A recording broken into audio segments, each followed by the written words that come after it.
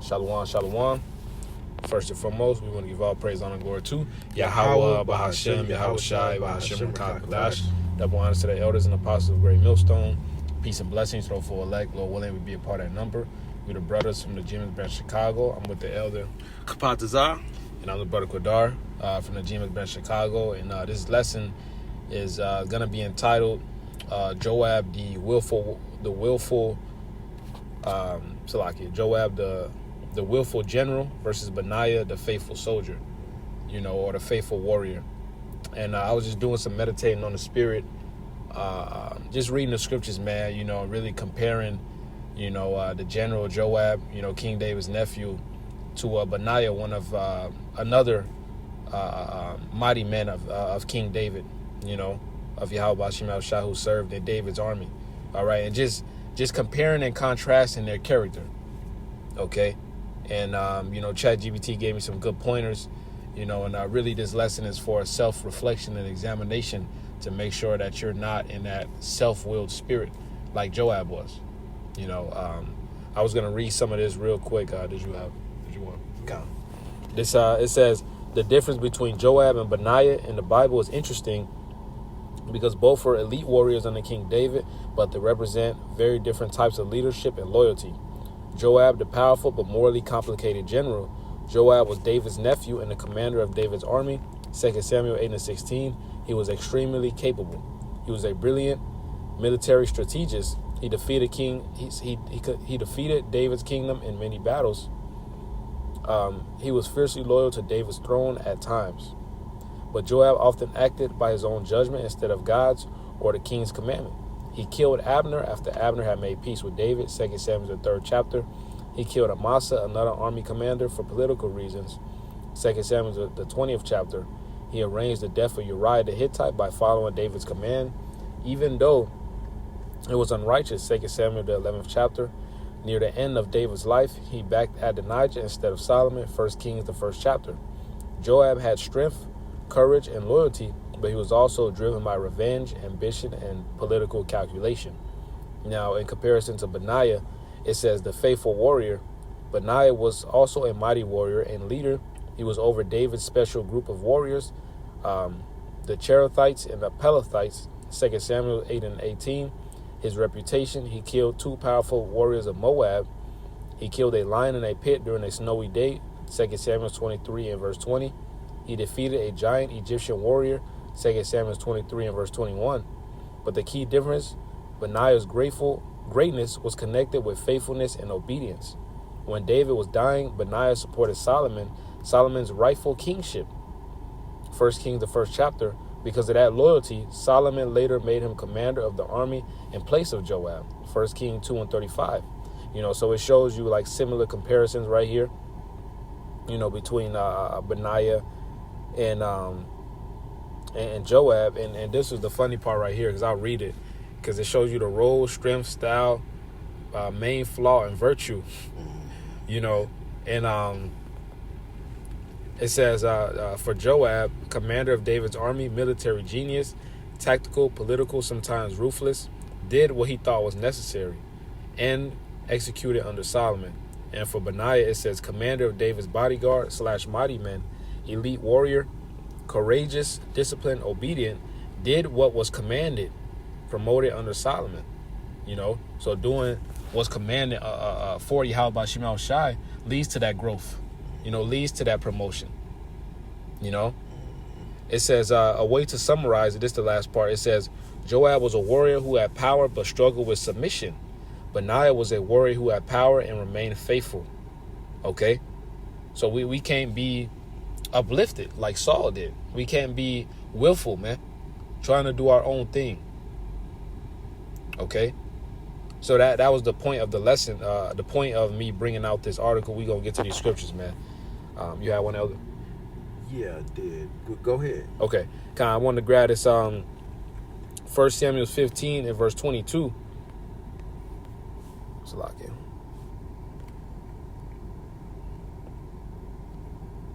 It's the book of 1 Samuel 15 and verse 22. It says, this is when Saul went the fuck off. Okay. This 1 Samuel 15 and verse 22. And Samuel said, hath the Lord as great delight in burnt offerings and sacrifices, as in obeying the voice of the Lord? Behold, to obey is better than to sacrifice, and to hearken than the fat of the rams. All right, here it is. The Lord told him to kill everything and everybody from the tribe of Amalek. All right, slay all of their flock. All right, here it is. You offering the best of the best, when the Lord told you to slay all of them for a reason, man. It says, verse 23, for rebellion is as the sin of witchcraft, and stubbornness is as iniquity and idolatry. Because thou hast rejected the word of the Lord, he have also rejected thee from being king. And we have to watch that, man. Watch when the Lord gives you instructions, you have to obey that. Okay, because it leads to life, like these scriptures. All right, but you going anywhere outside of that, hey, you lean into your own understanding. Saul was leaning into his own understanding. Joab was leaning into his own understanding, man. You know, he ended up dying for that. Saul ended up getting the kingdom took from him, from that, man. You know, you got one else? Yeah. This is the book of Proverbs, chapter 15, verse 22. Without counsel, purposes are disappointed, but in the multitude of counselors, they are established. So, you know, like my brother was saying here, man, you can't be in this thing being presumptuous, just following your own mind. You know, here it is. The Lord has provided you the best counselors you can ask for in the brotherhood. You know, it doesn't get any better than this. They're not going to counsel for their own personal advantage. They're going to counsel you to give you what you need necessary to succeed, man. You know what I mean? They're going to give you the counsel that's going to be necessary to keep you within the will and the fear of Yahweh Ba'Shem Yahweh Shai, man. That's right. And that's only going to give you great success, man, and no matter what it is you do. That's right. And it's also going to help you to understand how to judge matters wisely. Mm-hmm. You know, that's one of the most important things in this walk, especially as you level up within the ranks. Mm-hmm. You know, and unlike Joab, at times, you know, Joab was just acting on his own volition. Right. You know, revenge and things of that. Mm-hmm. All right, the scripture saying in the book of James, matter of fact, I'll get it. And one thing when you made your point reminded me of Rehoboam. Didn't take heed to the elders' counsel. Instead, he was listening to his YNs, man. Yeah. To the YNs. Yeah. And, you know, we know it was all of the Lord. But him not taking heed to that wise counsel caused the breakup of that nation, man. You know, when the elders gave him wise counsel. All right? On taking some of the laborious work from off of them, man. Mm-hmm. You know? Yeah. That's a good one. You know, taking heed to that wise counsel, man, would have avoided a lot of issues. But we understand it was all of the Lord's will, you know. But once again, the example is there to take heed to wise counsel. Absolutely. Okay. Absolutely. Especially your elders, especially the men that are over you. You know, if you believe you're of Yahweh Shai, so are we. So, and you taking, you following orders to the man that's above you, you are in turn following orders from Yahweh Ba'Shem Yahweh Shai, man. You're within the order. Mm-hmm. All right. This is the book of James, chapter 1, verse 19. It says, wherefore, my beloved brethren, let every man be swift to hear, slow to speak, and slow to wrath. And that's something that Joab, in all his might and valor, he struggled with it. That's right. Okay? It says, verse 20, for the wrath of man worketh not the righteousness of God. So, hey, at times you just got to sit your ass down and just examine. You know? Mm-hmm. The scriptures say what? Every man... I'm going to send it back to you. God. And Elder Yashuama just made a video on that. Knowing when the Lord is talking to you. You know? You got a situation going on, the Lord not letting it work out. Everything you do is just not working out.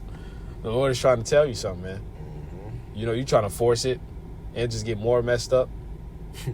What you got, big bro?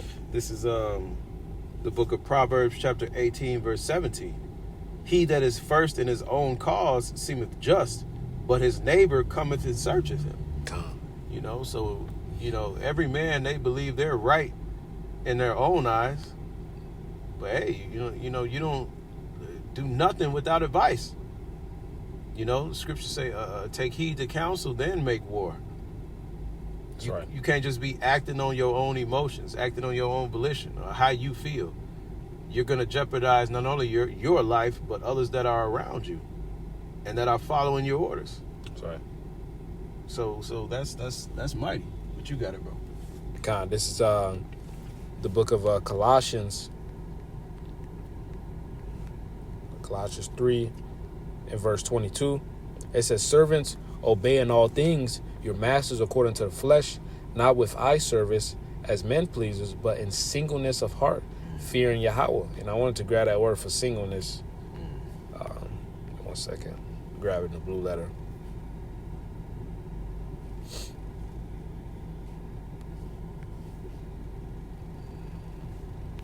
In verse 21.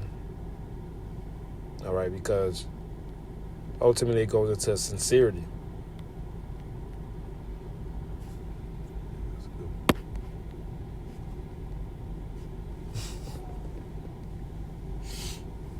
It says singleness, simplicity, sincerity, mental honesty. It says not self-seeking,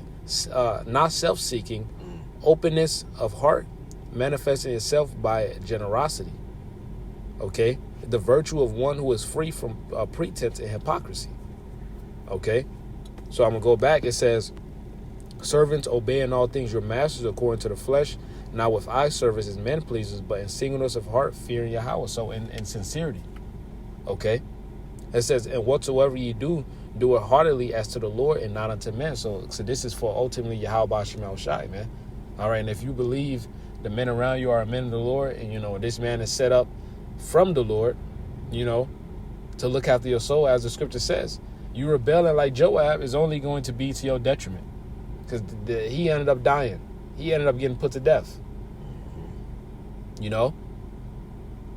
And Benaiah, the faithful servant, okay, the humble servant was uplifted.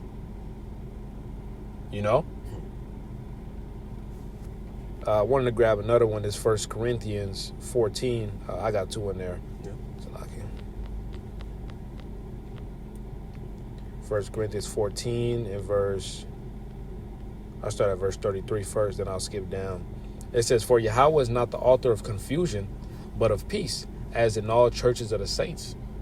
So just being out of order completely, like Joab shit just causes confusion, man. Hey, when he killed Abner, hey, David, he like, listen, that was Abner, man. That wasn't me. He mourned for Abner's death, man. That shit was going off. Yeah, that was snaked out. Yeah. Here it is. They done made peace in the land. Yep. And he want to go on his own mission and just slam him out. Right, because Joab's younger brother kept chasing after Saul, man. Yeah. After Abner had to take him out. After he warned him plenty of times. Mm-hmm. But that was an act of revenge. Exactly. Exactly. But he was like, fuck that. The king said peace. Nah. Right. I gotta get my get back. Fuck right. that. You took my brother out. Off. Right. Off as hell, man. Emotions. Being governed by his emotions. That's folly, man. Go ahead, bro. 1 Corinthians 14 and verse 40, let all things be done decently and in order. And that's the whole thing, decently and in order, to limit confusion, to limit the chances of going off, following order. Okay?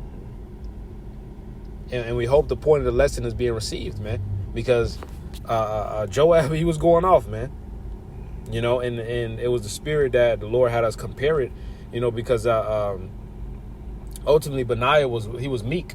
He followed orders. He did what was told, and the Lord exalted him.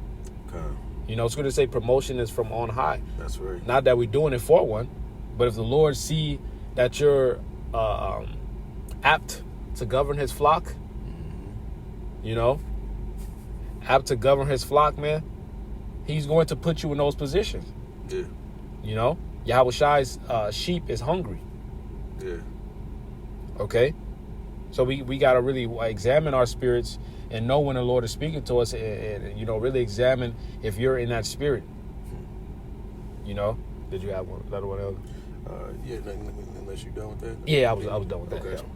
So we'll get just get an example real quick. Hold on 1 second. 1 second. So this is after Peter is rebuking in the synagogue, right? So I'll just jump straight to the point. This is the book of Acts, chapter 5, verse 34. I'll read it in the NLT. This is the book of Acts, chapter 5, verse 34 in the NLT. But one member, a Pharisee named Gamaliel, who was an expert in religious law and respected by all the people, stood up and ordered that the man be sent outside the council chamber for a while. Then he said to his colleagues, "Men of Israel, take care what you are planning to do to these men. Some time ago there was that fellow Theudas, who pretended to be someone great. See, about 400 others joined him, but he was killed and all his followers went their various ways. The whole movement came to nothing." Mm-hmm. Okay? So again, if you're in order, you're within the ranks. Okay? You're being governed by the spirit that's governing the camp, that's governing the men above you and the men under you. But the minute you go to try to remix it, to fix it, reinvent the wheel, do your own thing, getting these bright ass ideas, now you're being self-willed, you're being presumptuous, you're outside of the will of Yahweh B'Shem Yahweh Shai. That's right. And that's dangerous. Mm-hmm. It says, verse 37, after him at that time of the census, there was Judas of Galilee. He got people to follow him, but he was killed too, and all his followers were scattered. Okay? So that rebellious lone wolf spirit, there's no place for that here in the Great Millstone, all right, here in this truth, period. Mm-hmm. Okay? You're going to have to fall in line. All right? With I believe it was in the book of Ezra, 2nd Ezra. He saw that path. Yep. It was fire on one side, water on the other. And he said the path was so narrow, only one man could walk it at a time. That's right. So that means you got to be following in the footsteps of the man in front of you. That's right. All right? And the man behind you got to be following in your footsteps, man. Mm-hmm. So what? We have to make sure we on point. Mm-hmm. And these are men set up by Yahweh Shai, who is the author and finisher of our faith. That's right. He was the trailblazer. He blazed the trail for us to walk through that, between the fire and the water. That's right. And you over here disobeying the men that he set up. Look at Alizé. Exactly. Alizé, fucking Deacon Hakah, Brother Hassad. Mm-hmm. All these dudes was in that willful spirit, wanted to do their own thing. And they threw. Niggas making pagan kids disappear now, man. Niggas is sold out for Benz and 3 rebellious ass wives, man. Come on, man. Absolutely through. But I had one more for you. Yeah, go ahead. This Sirach 1 and verse 30, it says, exalt not thyself, lest thou fall, and bring dishonor upon thy own soul, upon thy soul, and so Yahweh discover thy secrets. That's what the Lord did to these guys. Yep. Alizé and Deacon Hakah and etc., man. All these guys getting exposed. Okay? The Lord is abasing them. All right, it says, and cast thee down in the midst of the congregation, because thou camest not in the truth to the fear of the Lord, but thy heart is full of deceit. All these guys' heart was full of deceit. It wasn't in singleness for the flock. That's right. It wasn't in sincerity. All these guys had ulterior motives in mind. Scripture says every man for his own gain, for his own quarter. All these guys doing it for filthy lucre. They're not sincerely trying to guide the Lord's flock, man. That's why the Lord is exposing these niggas for who they actually are. Any of you niggas that's following after them, hey, that's on you. And you niggas got blood on your hands. That's right. You know? That's right. But did you have any more? Yeah, I got one more. Okay. This is the book of Sirach, chapter 37. I'll start at 15. It says, and above all this, pray to the Most High that he will direct thy way in truth. Let reason go before every enterprise and counsel before every action. All right? So don't just be out here just doing shit. Look at Joab. You know, he was, like I said, he was mighty. All right? He was a mighty man of valor. But he would just go off he would follow his own mind, following his own vain imagination. That's right. And that put a stain on his name throughout the ages now. Now here it is in 2026, we talking about his shortcomings. Right. You know? And while we're exalting Benaiah, or was it Benaiah or Benaiah? I believe it was Benaiah. Benaiah, I think I was pronouncing it wrong, so like. We're exalting Benaiah because, hey, he was a mighty man of valor, but he stayed in order.